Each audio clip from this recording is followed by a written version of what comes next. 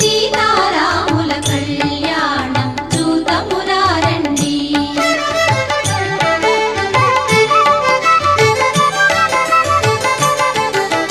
సిరి కళ్యాణపు బొట్టును పెట్టి మణివాచకమును నుదుటను గట్టి పారాణిని పాదాలకు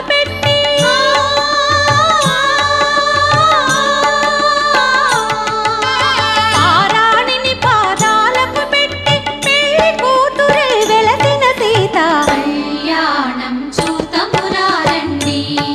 శ్రీ సీతారాముల కళ్యాణం చూతమురారండి.